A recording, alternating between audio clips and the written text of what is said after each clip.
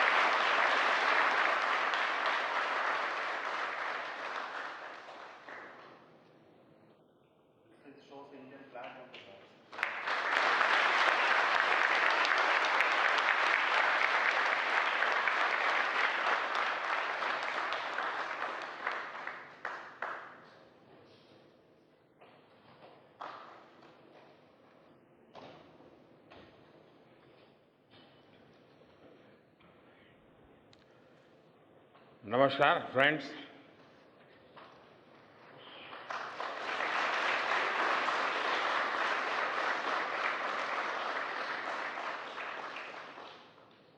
आप सभी के बीच आकर आज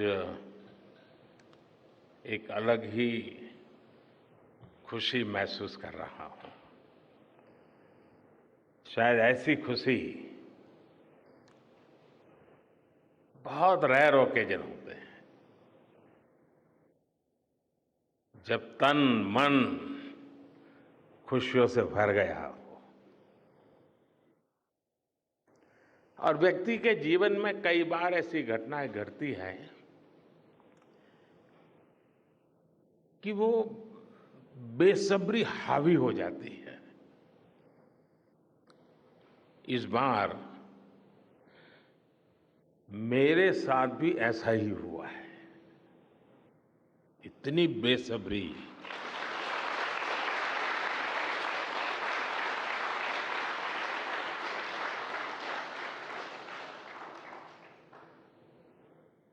मैं साउथ अफ्रीका में था, फिर ग्रीस का कार्यक्रम था तो वहां चला गया, लेकिन मेरा मन पूरी तरह आपके साथ ही लगा हुआ था।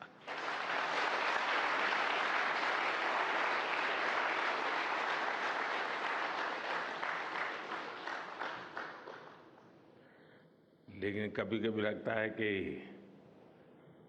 मैं आप लोगों के साथ अन्याय कर देता हूं। बेसब्री मेरी और मुसीबत आपकी। इतनी सवेरे सवेरे आप सभी को और इतना और टाइम, लेकिन बस मन कर रहा था जाऊं आपको नमन करूं। आपको दिक्कत हुई होगी, लेकिन मैं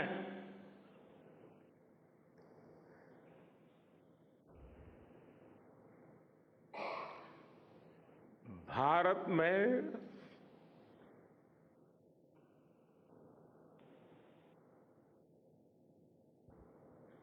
आते ही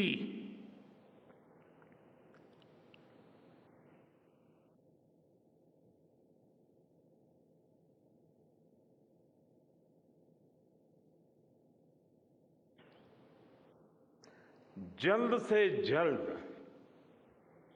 आपके दर्शन करना चाहता था।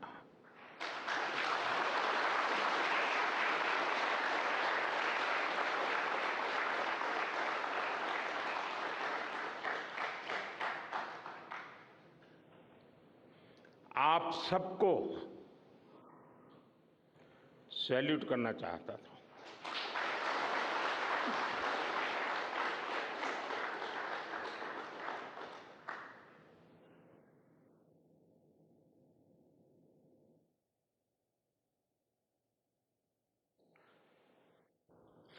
सैल्यूट आपके परिश्रम को, सैल्यूट आपके धैर्य को, सैल्यूट आपकी लगन को, सैल्यूट आपकी जीवटता को, सैल्यूट आपके जज्बे को। आप देश को जिस ऊंचाई पर लेकर गए हैं, ये कोई साधारण सफलता नहीं है। ये अनंत अंतरिक्ष में भारत के वैज्ञानिक सामर्थ्य का शंखनाद है।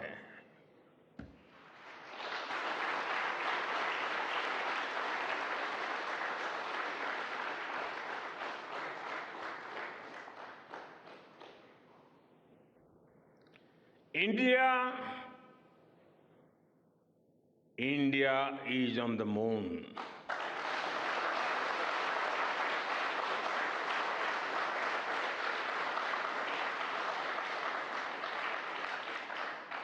We have our national pride placed on the moon.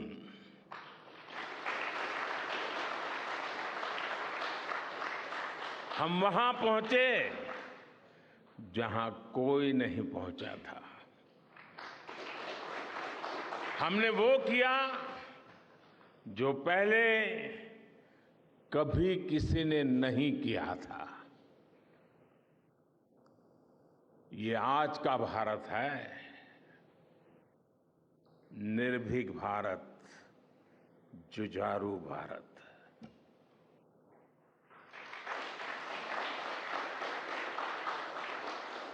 ये वो भारत है जो नया सोचता है, नए तरीके से सोचता है, जो डार्क जोन में जाकर भी दुनिया में रोशनी की किरण फैला देता है।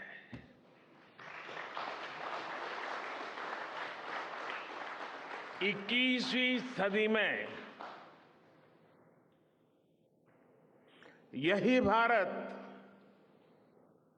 दुनिया की बड़ी बड़ी समस्याओं का समाधान करेगा।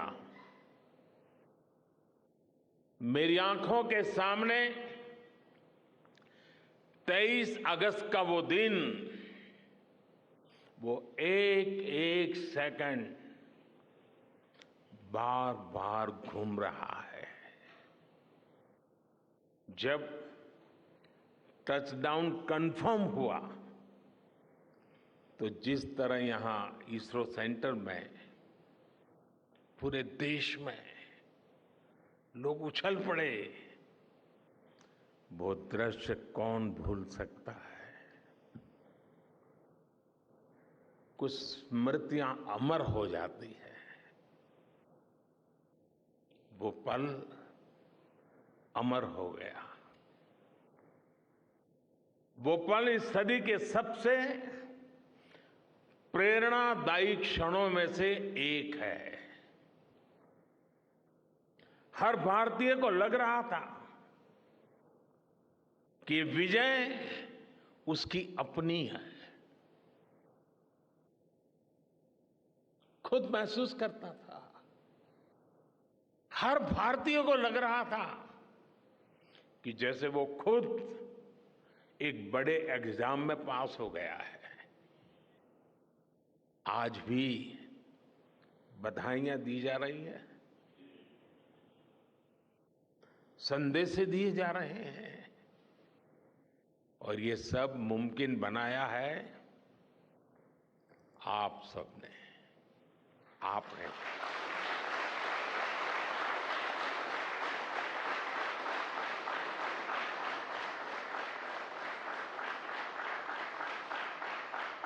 देश के मेरे वैज्ञानिकों ने ये मुमकिन बनाया है।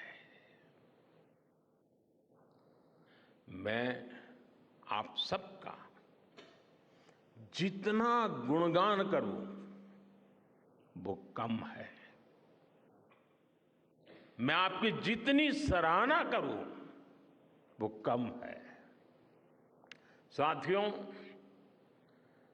मैंने वो फोटो देखी जिसमें हमारे मून लैंडर ने अंगद की तरह चंद्रमा पर मजबूती से अपना पैर जमाया हुआ है।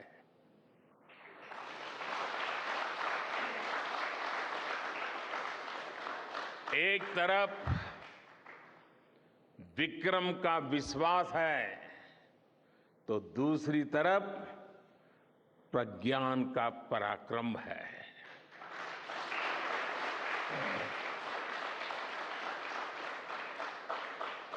हमारा प्रज्ञान लगातार चंद्रमा पर अपने पद चिन्ह छोड़ रहा है।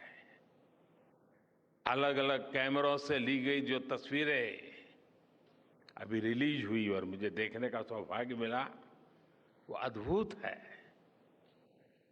मानव सभ्यता में पहली बार धरती के लाखों साल के इतिहास में पहली बार उस स्थान की तस्वीर मानव अपनी आंखों से देख रहा है। और ये तस्वीर दुनिया को दिखाने का काम भारत ने किया है।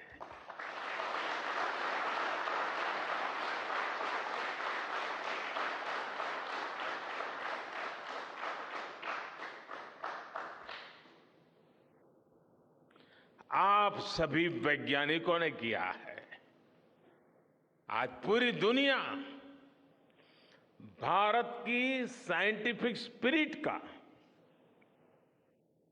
हमारी टेक्नोलॉजी का और हमारे साइंटिफिक टेम्परामेंट का लोहा मान चुकी है।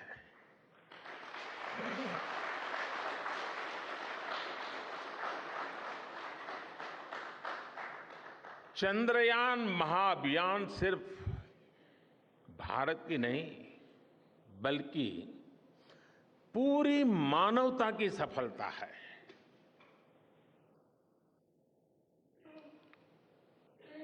हमारा मिशन जिस क्षेत्र को एक्सप्लोर करेगा उससे सभी देशों के लिए मून मिशंस के नए रास्ते खुलेंगे। ये चांद के रहस्य को तो खोलेगा ही, साथ ही धरती की चुनौतियों के समाधान में भी मदद करेगा। आपकी इस सफलता के लिए मैं एक बार फिर सभी वैज्ञानिकों को,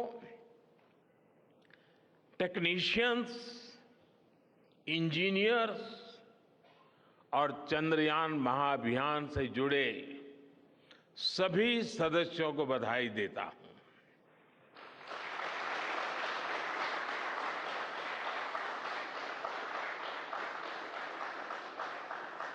मेरे परिवारजनों, आप जानते हैं कि स्पेस मिशंस के टच डाउन पॉइंट को एक नाम दिए जाने की वैज्ञानिक परंपरा है। चंद्रमा के जिस हिस्से पर हमारा चंद्रयान उतरा है, भारत ने उस स्थान के भी नामकरण का फैसला लिया है।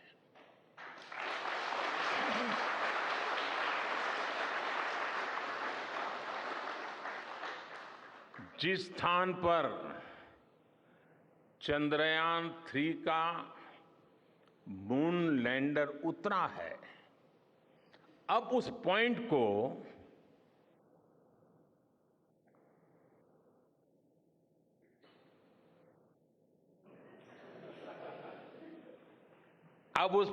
को शिव शक्ति के नाम से जाना जाएगा।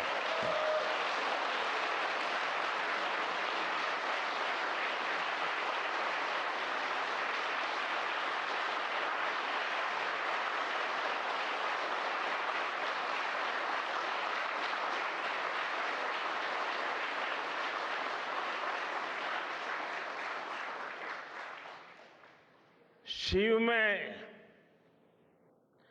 मानवता के कल्याण का संकल्प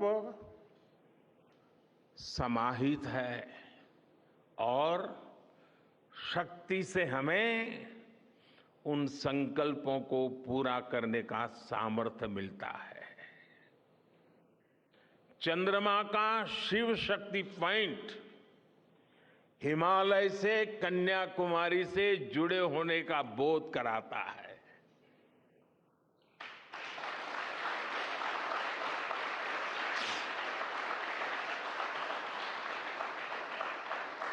हमारे ऋषियों ने कहा है, येन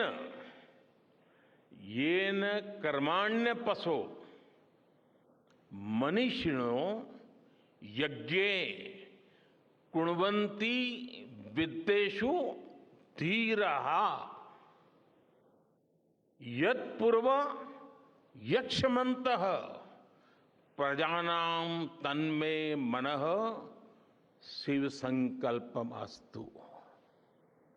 अर्थात जिस मन से हम कर्तव्य कर्म करते हैं, विचार और विज्ञान को गति देते हैं और जो सबके भीतर मौजूद है, वो मन शुभ और कल्याणकारी संकल्पों से जुड़े।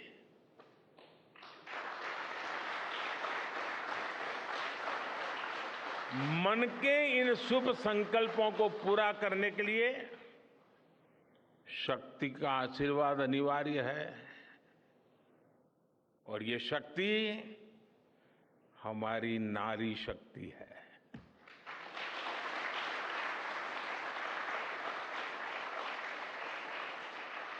हमारी माताएं बहनें हैं। हमारे यहां कहा गया है, सृष्टि स्थिति विनाशानां शक्ति भूते सनातनी। अर्थात निर्माण से प्रलय तक पूरी सृष्टि का आधार नारी शक्ति ही है।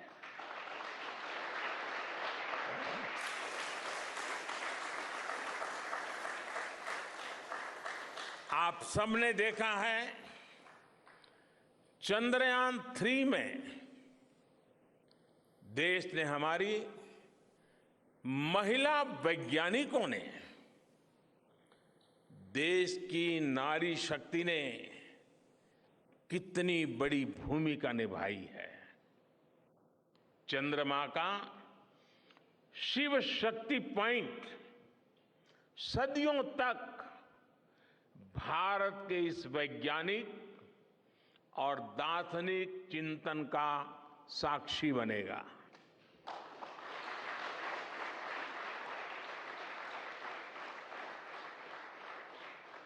ये शिव शक्ति पॉइंट आने वाली पीढ़ियों को प्रेरणा देगा कि हमें विज्ञान का उपयोग मानवता के कल्याण के लिए ही करना है। मानवता का कल्याण, यही हमारा सुप्रीम कमिटमेंट है। साथियों, एक और नामकरण काफी समय से लंबित है। 4 साल पहले जब चंद्रयान-2 चंद्रमा के पास तक पहुंचा था, जहां उसके पदचिन्ह पड़े थे, तब ये प्रस्ताव था कि उस स्थान का नाम तय किया जाए।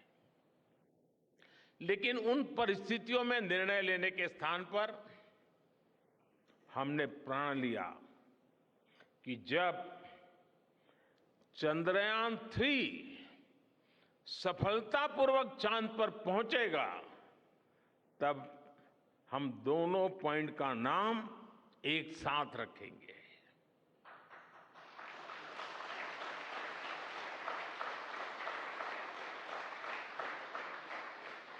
और आज मुझे लगता है कि जब हर घर तिरंगा है, जब हर मन तिरंगा है और चांद पर भी तिरंगा है, तो तिरंगा के सिवाय चंद्रयान-2 से जुड़े उस स्थान को और क्या नाम दिया जा सकता है।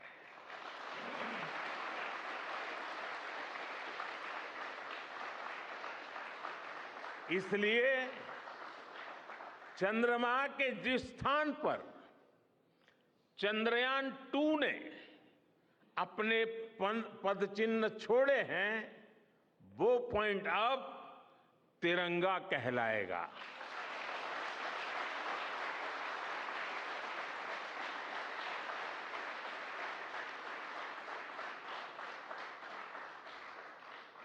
ये तिरंगा पॉइंट भारत के हर प्रयास की प्रेरणा बनेगा। ये तिरंगा पॉइंट हमें सीख देगा कि कोई भी विफलता आखिरी नहीं होती। अगर दृढ़ इच्छा शक्ति हो तो सफलता मिलकर के ही रहती है। यानी मैं फिर दोहरा रहा हूं, चंद्रयान-2 के पद चिन्ह जहां है, वो स्थान आज से तिरंगा पॉइंट कहलाएगा। और जहां पर चंद्रयान-3 का मून लैंडर पहुंचा है, वो स्थान आज से शिव शक्ति पॉइंट कहलाएगा।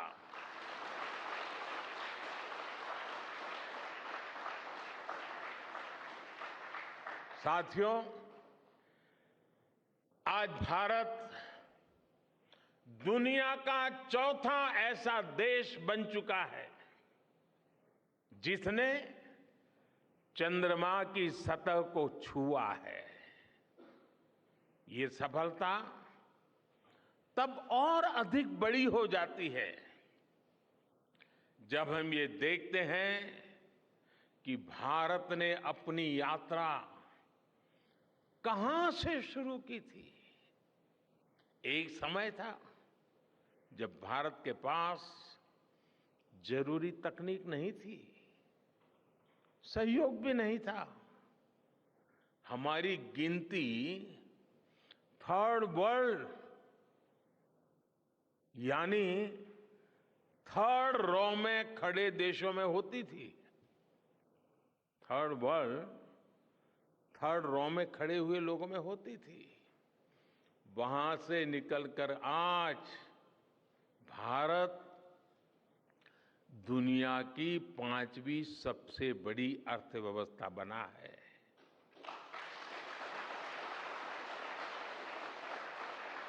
आज ट्रेड से लेकर टेक्नोलॉजी तक भारत की गिनती पहली पंक्ति यानी फर्स्ट रॉ में खड़े देशों में हो रही है। यानी थर्ड रो से फर्स्ट रो तक इस यात्रा में इसरो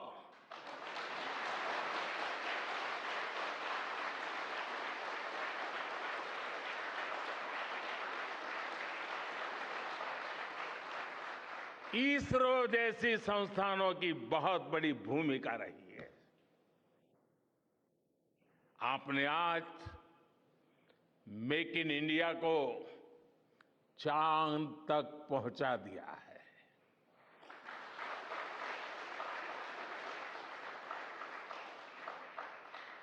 मेरे परिवारजनों, मैं आज आपके बीच आकर विशेष तौर पर देशवासियों को आपकी मेहनत के बारे में बताना चाहता हूं। जो मैं बातें बता रहा हूं वो आपके लिए नई नहीं है, लेकिन आपने जो किया है, जो साधना की है, वो देशवासियों को भी पता होना चाहिए। भारत के दक्षिण हिस्से से चंद्रमा के दक्षिणी ध्रुव तक चंद्रयान की ये यात्रा आसान नहीं थी। मून लैंडर की सॉफ्ट लैंडिंग सुनिश्चित करने के लिए हमारे वैज्ञानिकों ने इसरो की रिसर्च फैसिलिटी में आर्टिफिशियल मून तक बना डाला। इस आर्टिफिशियल मून पर विक्रम लैंडर को अलग अलग तरीके से सरफेस पर उतारकर उसका टेस्ट किया गया था। अब इतने सारे एग्जाम देकर हमारा मून लैंडर वहां गया है, तो उसे सक्सेस मिलनी ही मिलनी थी।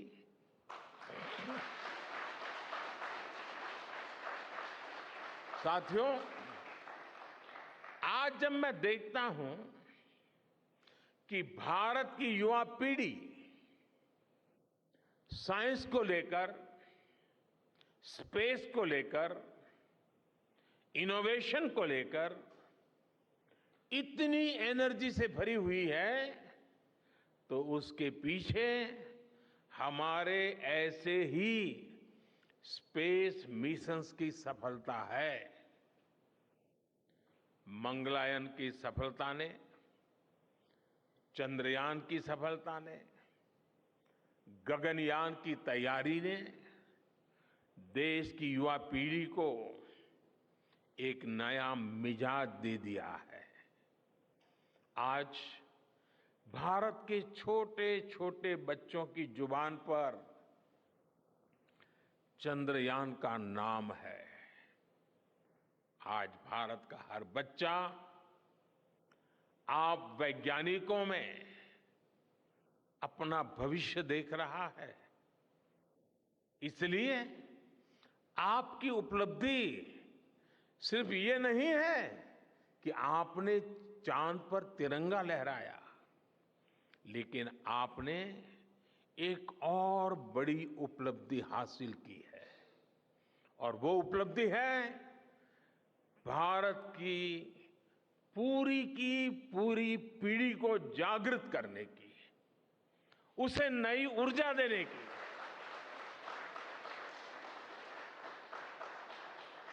आपने एक पूरी पीढ़ी पर अपनी इस सफलता की गहरी छाप छोड़ी है। आज से कोई भी बच्चा रात में जब चंद्रमा को देखेगा तो उसको विश्वास होगा कि जिस हौसले से मेरा देश चांद पर पहुंचा है, वही हौसला, वही जज्बा उस बच्चे के भीतर भी है, उस युवा के भीतर भी है। आज आपने भारत के बच्चों में आकांक्षाओं के जो बीज बोए हैं, कल वो वट वृक्ष बनेंगे और विकसित भारत की नींव बनेंगे।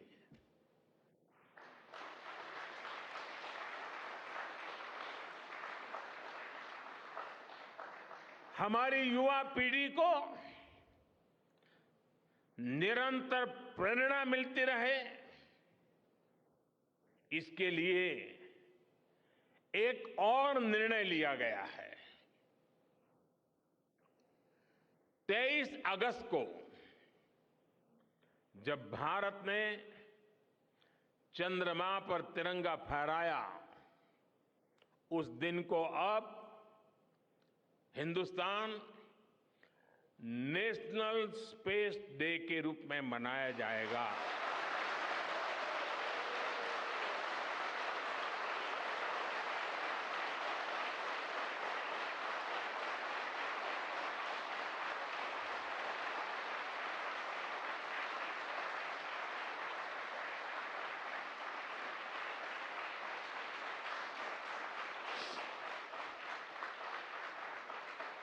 जब हर वर्ष national space day science, technology और इनोवेशन की स्पिरिट को सेलिब्रेट करेगा, हमें हमेशा हमेशा के लिए प्रेरित करता रहेगा।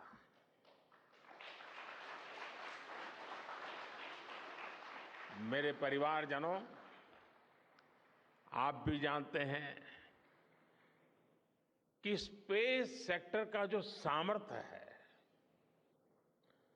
वो सैटेलाइट लॉन्च करने या अंतरिक्ष की खोज से कहीं ज्यादा बड़ा है। स्पेस सेक्टर की एक बहुत बड़ी ताकत है जो मैं देखता हूं, वो है ईज ऑफ लिविंग और ईज ऑफ गवर्नेंस।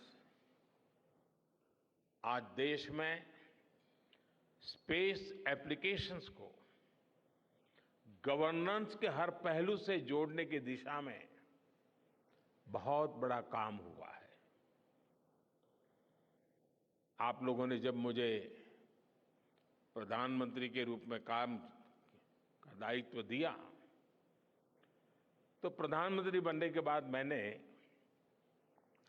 भारत सरकार के जॉइंट सेक्रेटरी लेवल के ऑफिसर्स की स्पेस साइंटिस्ट के साथ एक वर्कशॉप करवाई थी और इसका मकसद ये था कि गवर्नेंस में, शासन व्यवस्था में ट्रांसपेरेंसी लाने में स्पेस सेक्टर की ताकत का ज्यादा से ज्यादा इस्तेमाल कैसे करें। तब किरण जी शायद हम लोगों के साथ काम करते थे।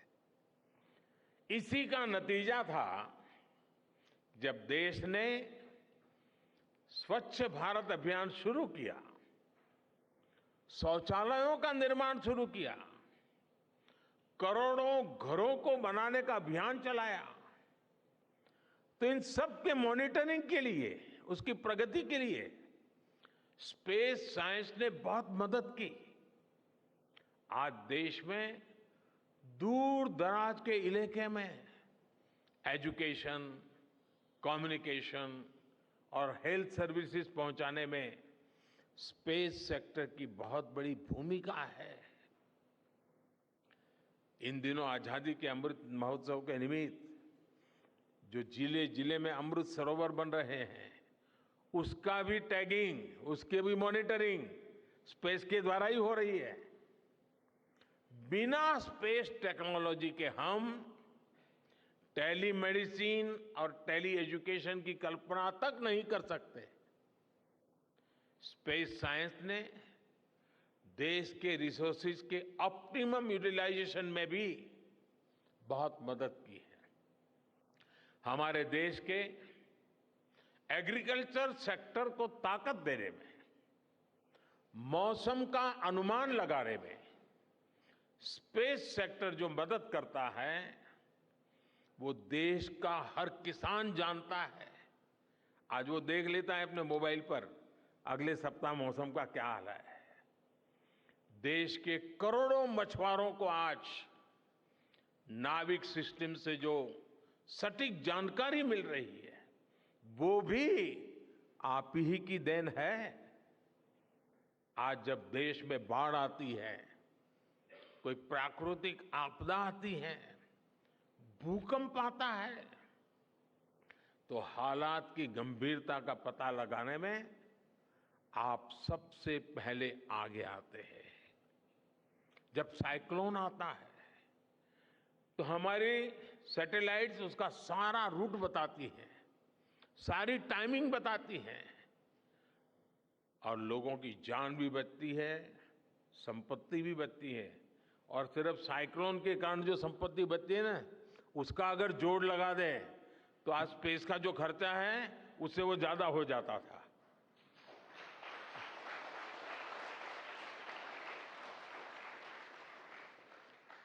हमारे पीएम गति शक्ति नेशनल मास्टर प्लान का आधार भी स्पेस टेक्नोलॉजी ही है। और आज दुनिया भारत के इस गति शक्ति प्लेटफॉर्म का अध्ययन कर रही है कि प्लानिंग और मैनेजमेंट में ये प्लेटफॉर्म कितना उपयोगी हो सकता है। इससे प्रोजेक्ट्स की प्लानिंग, एजुकेशन और मॉनिटरिंग में काफी मदद मिल रही है। समय के साथ बढ़ता हुआ स्पेस एप्लीकेशन का ये दायरा हमारे युवाओं के लिए अपॉर्चुनिटीज भी बढ़ा रहा है, अवसर बढ़ा रहा है। और इसलिए आज मैं एक सुझाव भी देना चाहता हूं, और मैं चाहूंगा कि आपके यहां से जो रिटायर्ड लोग हैं वे इसमें काफी मदद कर सकते हैं। अब ये मत बोलिएगा कि इतनी सुबह सुबह मोदी जी यहां आए और कुछ काम भी दे करके जा रहे हैं। साथियों, मैं चाहूंगा कि इसरो केंद्र सरकार के विभिन्न मंत्रालय और राज्य सरकारें मिलकर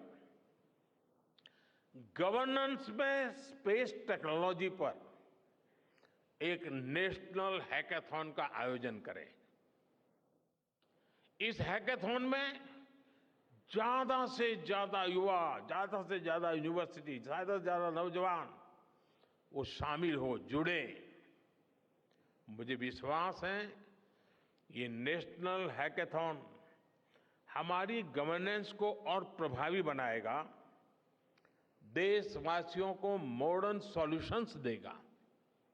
और साथियों, आपके अलावा मैं अपनी युवा पीढ़ी को एक और टास्क अलग से देना चाहता हूं। और होमवर्क के दिए बिना बच्चों को काम करने का मजा नहीं आता है। आप सब जानते हैं कि भारत वो देश है जिसने हजारों वर्ष पूर्व ही धरती के बाहर अनंत अंतरिक्ष में देखना शुरू कर दिया था। हमारे यहां सदियों पहले अनुसंधान परंपरा के आर्यभट्ट, ब्रह्मगुप्त, वराहमिहिर और भास्कराचार्य जैसे ऋषि मनीषी हुए थे। जब धरती के आकार को लेकर भ्रम था, तब आर्यभट्ट ने अपने महान ग्रंथ आर्यभट्टीय में धरती के गोलाकार होने के बारे में विस्तार से लिखा था।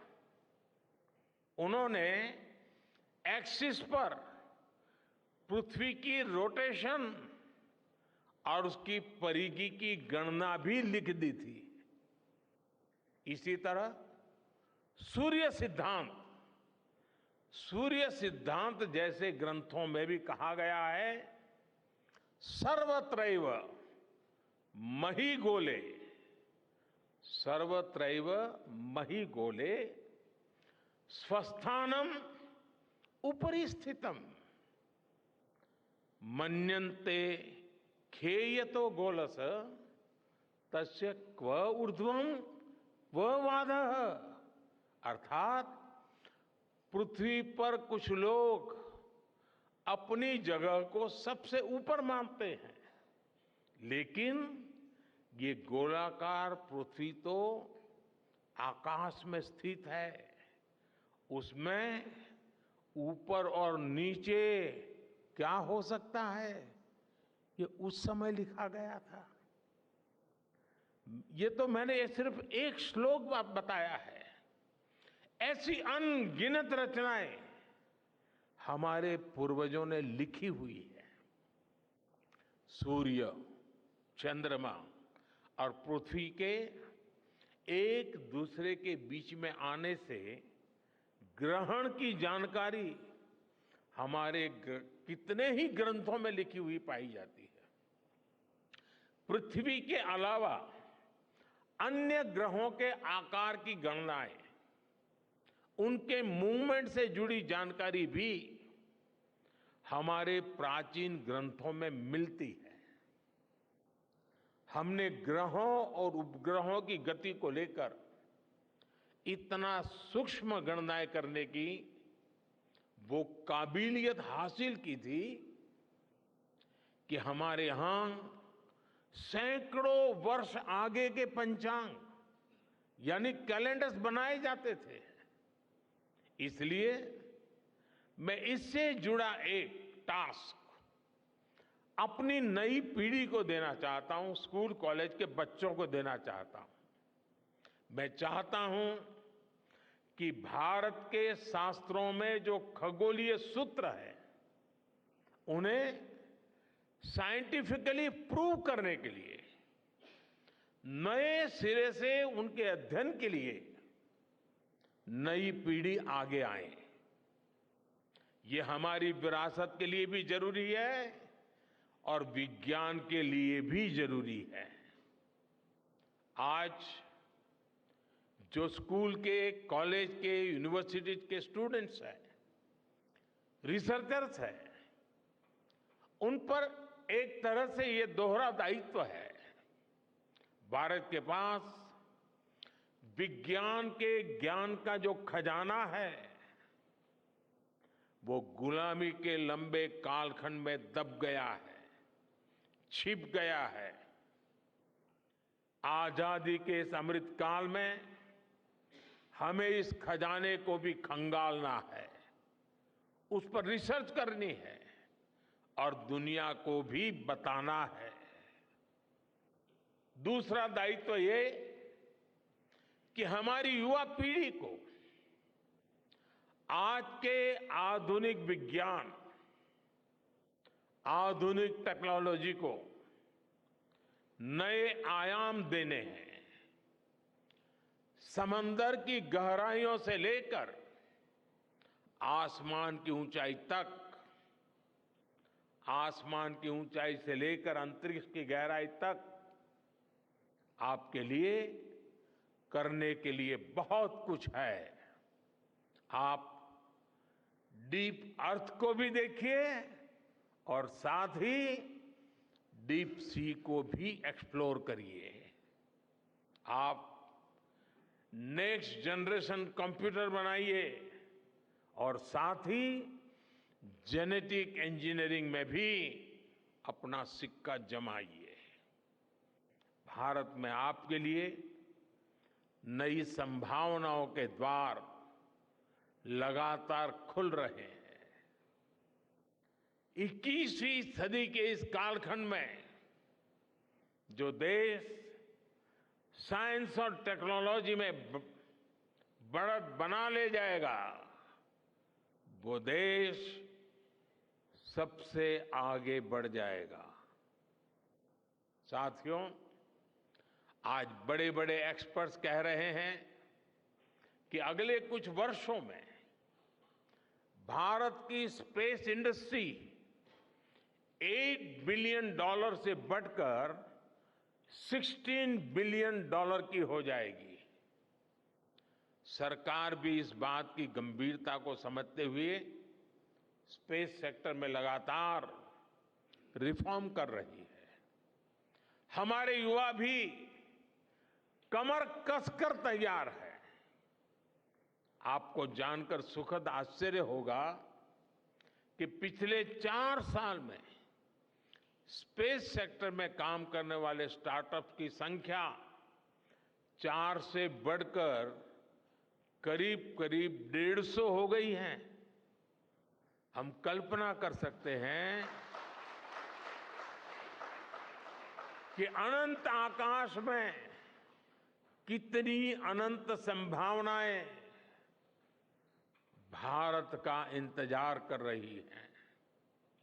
वैसे कुछ दिन बाद 1 सितंबर से माईगॉव हमारे चंद्रयान मिशन को लेकर बहुत बड़ा क्विज कंपटीशन लॉन्च करने वाला है। हमारे देश के स्टूडेंट्स इससे भी शुरुआत कर सकते हैं। मैं देश भर के स्टूडेंट से आग्रह करूंगा कि आप सभी बड़ी संख्या में इससे जुड़े। मेरे परिवारजनों, देश की भावी पीढ़ी को आपका मार्गदर्शन बहुत आवश्यक है। आप जो इतने सारे इंपॉर्टेंट मिशंस पर काम कर रहे हैं, वो आने वाली पीढ़ी ही आगे ले जाने वाली है। आप उन सभी के रोल मॉडल हैं। आपकी रिसर्च और आपकी वर्षों की तपस्या, मेहनत ने साबित किया है कि आप जो ठान लेते हैं वो आप करके दिखाते हैं। देश के लोगों का विश्वास आप पर है और विश्वास कमाना छोटी बात नहीं होती है दोस्तों। आपने अपनी तपस्या से विश्वास कमाया है।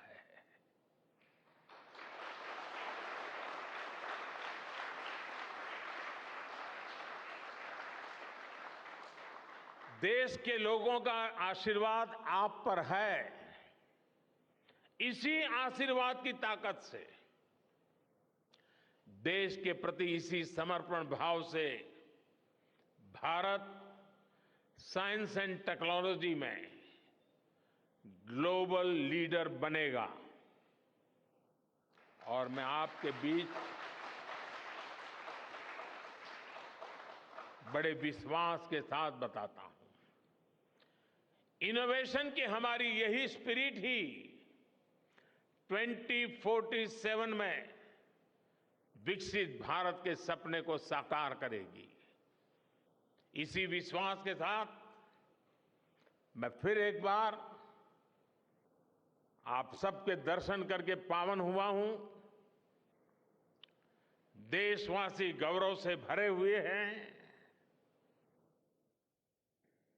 सपने बहुत तेजी से संकल्प बन रहे हैं और आपका परिश्रम उन संकल्प को सिद्धि के तक ले जाने के लिए बहुत बड़ी प्रेरणा बन रहा है। आपको जितनी बधाई दूं कम है, जितना अभिनंदन करूं कम है। मेरी तरफ से करोड़ों करोड़ों देशवासियों की तरफ से, दुनिया भर की साइंटिफिक कम्युनिटी की तरफ से अनेक अनेक धन्यवाद, बहुत बहुत शुभकामनाएं। भारत माता की, भारत माता की, भारत माता की। धन्यवाद।